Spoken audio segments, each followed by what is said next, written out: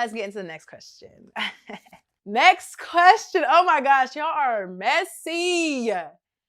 Did you fuck with Lemmy at any point? The short truth answer is no. I don't know where that came from. I don't know why that's a thing or even a question. But no, I have never messed with Lemmy at any point in time. Okay? So let's get to the next question. Now, this is a question that everybody has been wanting to know because this has been a lot of speculation, a lot of rumors. And so here I'm going to clear it up raw and uncut. Okay? Did you let Anna spit on you and you not do anything about it? Do y'all think I would really let a bitch just spit on me and not do anything about it? No. So Anna and Summer were fighting, and after the fight, mind you, security's like all in my way. So I could see the fight, but I was like bombarded with security. And so Anna had spit and it landed on me. And when she spit, even though I knew it wasn't for me, I still retaliated because of course anybody's going to retaliate. But I seen her after that situation, and that was at reunion. Now, mind y'all, it wasn't on camera, so it wasn't a topic on the screen. But I gave her grace at the reunion. I kind of deaded everything because I truly believe that it was an accident. However, it was brought to my attention a couple days ago that you actually said you spit on me as if it was intentional. And I let shit be, not knowing your true intentions. So now that I kind of gave it grace and this thing is popping up, it's like I can't ignore it. I thought it was for Summer. That's what I thought it was. But here we are months later, and you were bragging about spitting on me?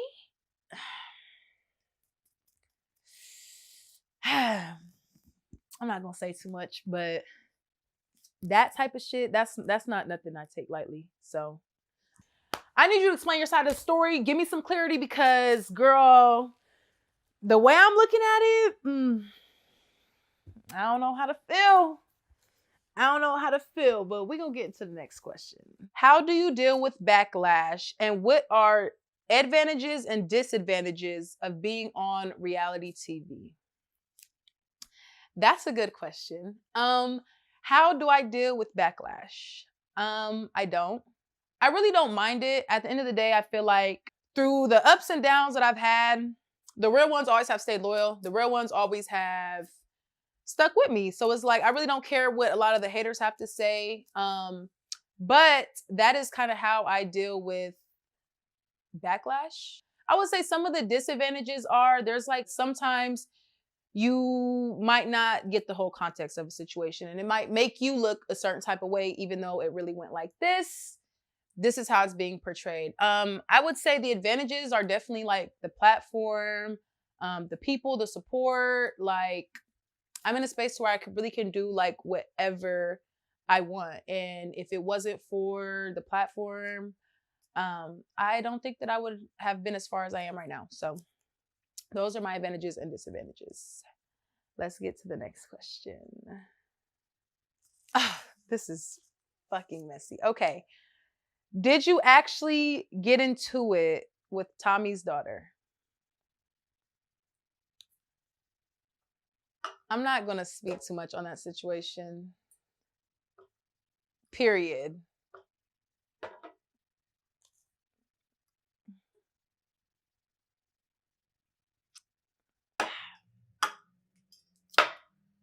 My name is Bennett, and I ain't in it. So I'm going to take a shot to that. Next question.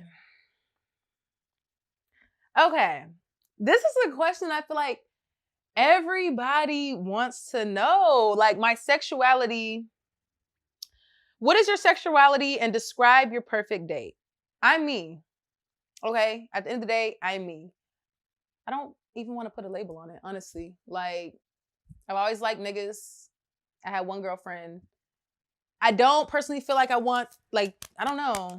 I'm just me, and at the end of the day, I like niggas until I didn't. So Take that how y'all want to take it. And oh, the other question was describe your perfect date.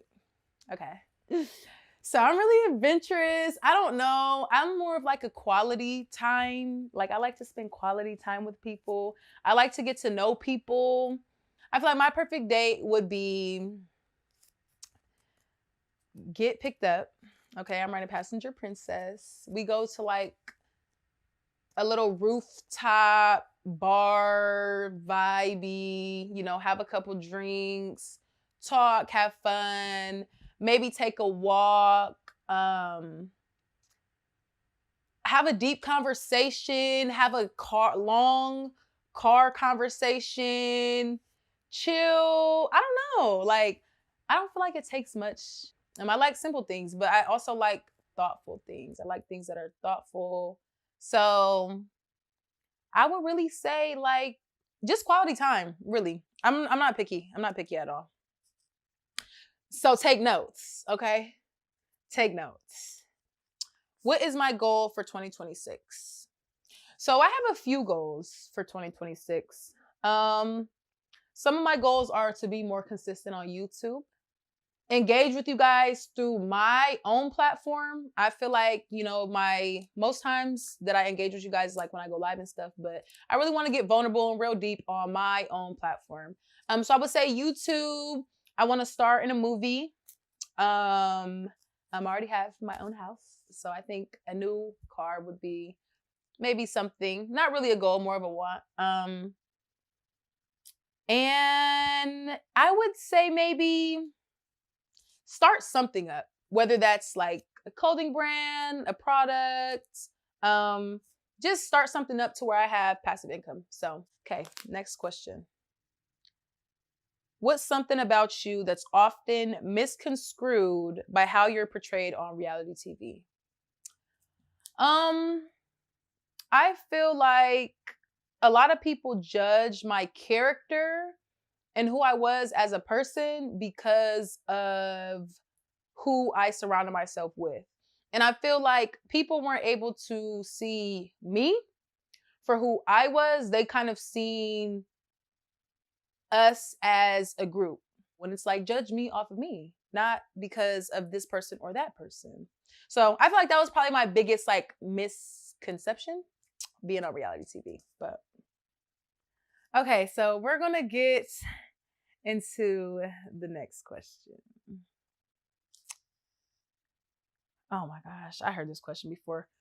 Were you paid extra by Natalie or Zeus in general to continue fighting Scotty?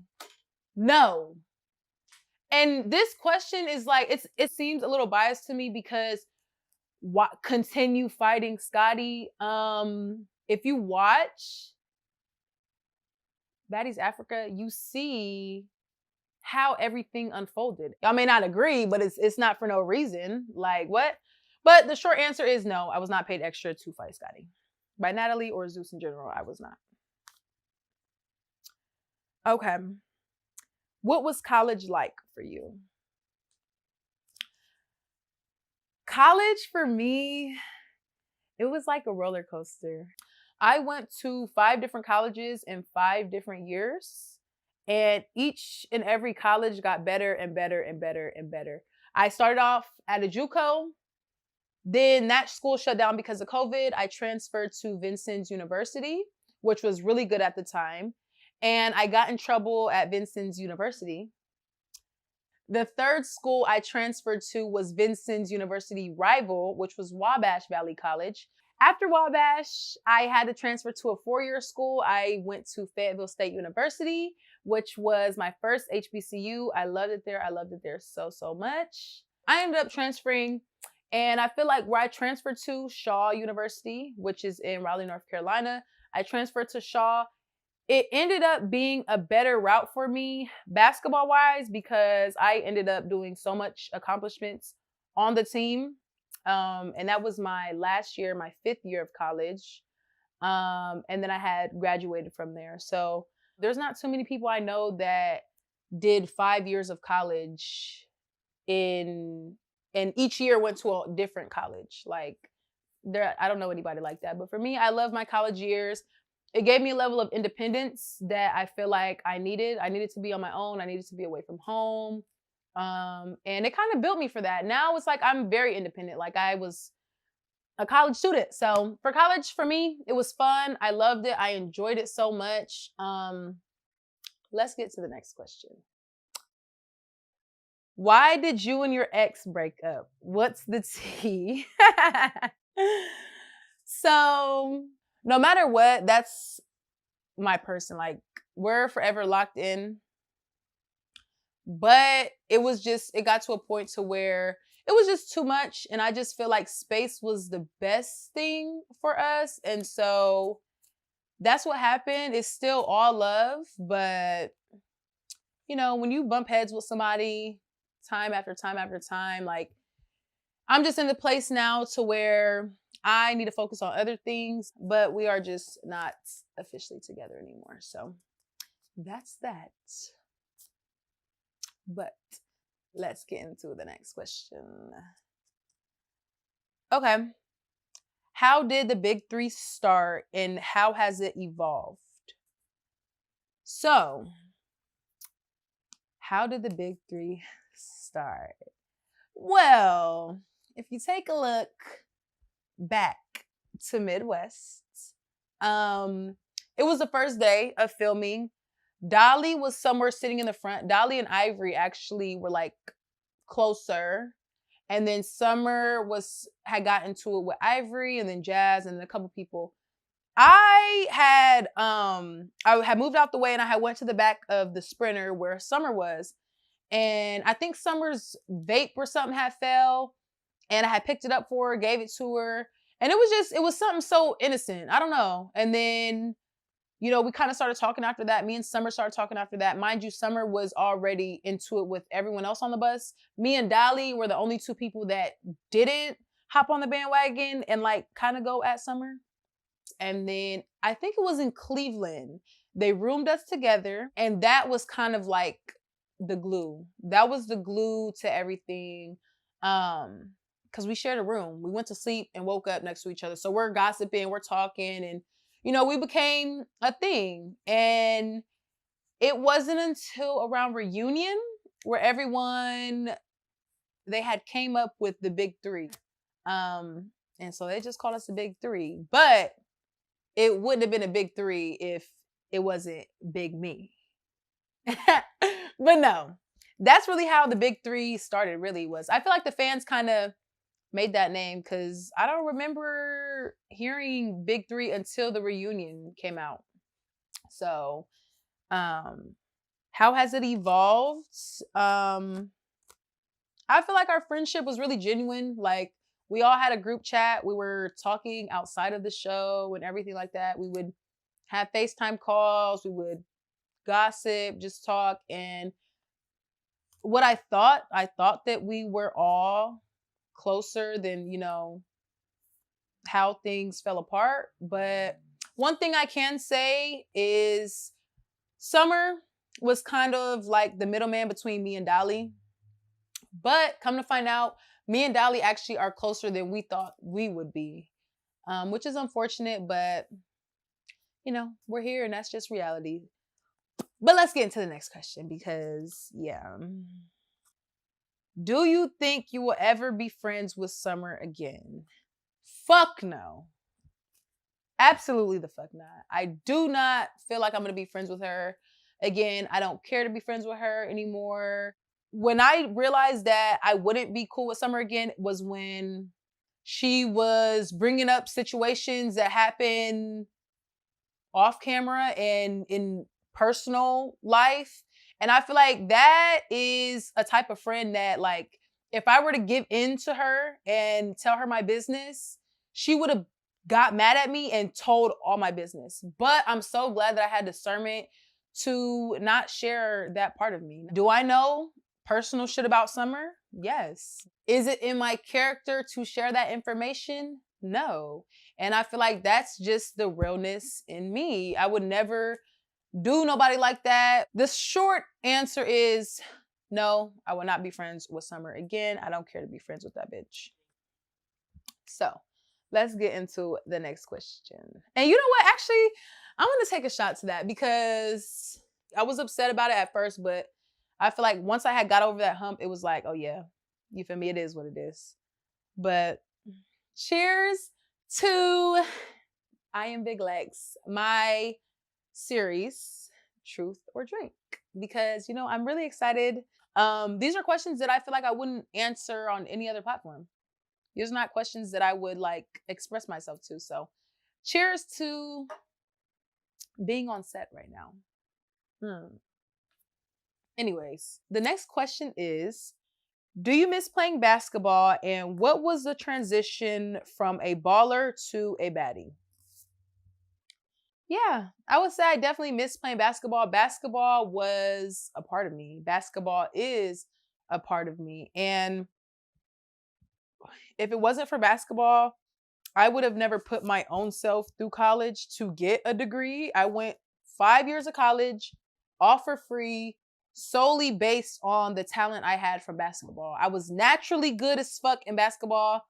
I was naturally her.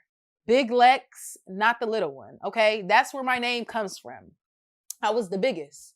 Like when I was down there in that paint, couldn't nobody fuck with me. I'm telling y'all. But transitioning into the baddies world, the baddies universe, it definitely was a change for sure because it was my lifestyle. I woke up, played basketball. I couldn't drink.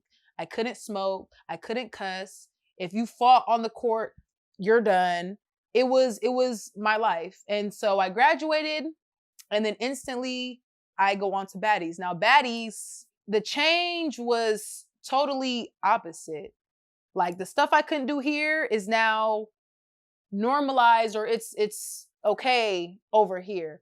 So, it was just the transition to me, it wasn't nothing because I just adapted to my environment naturally. Basketball, I love it, but I had to finish basketball in order to step into the next chapter of my life.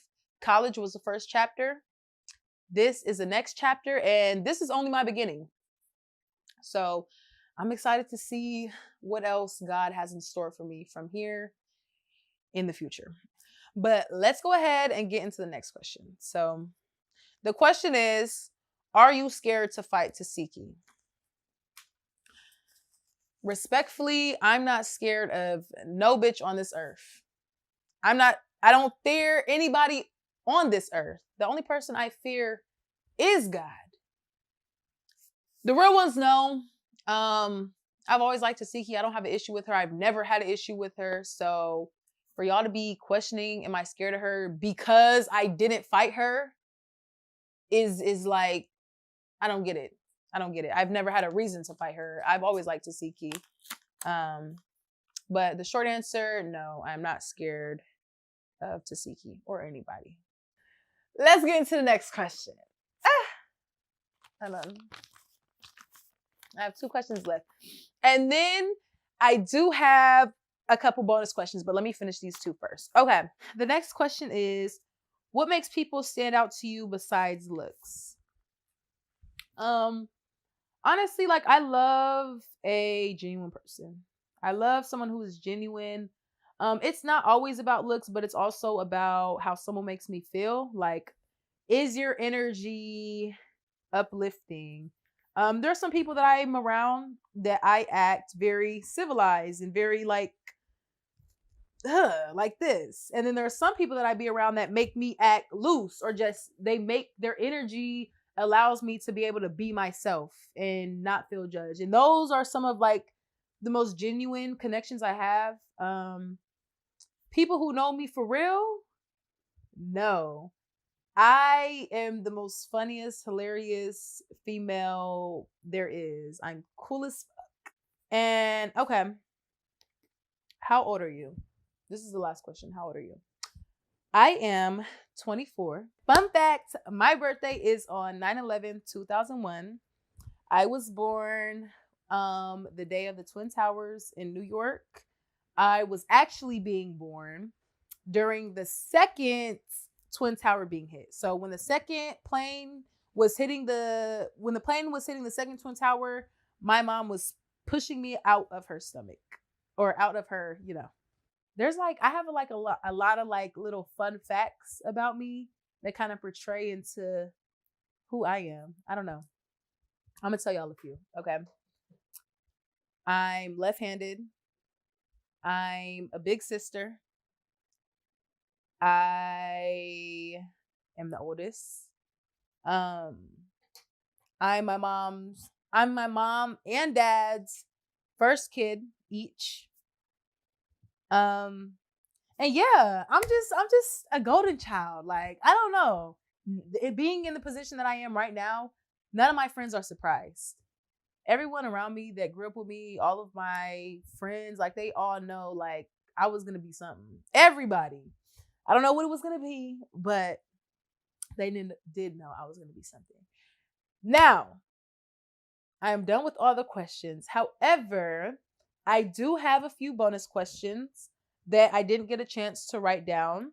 So I have a couple questions here. Who do you think is the heaviest hitter in Baddies history and why? That's a good question.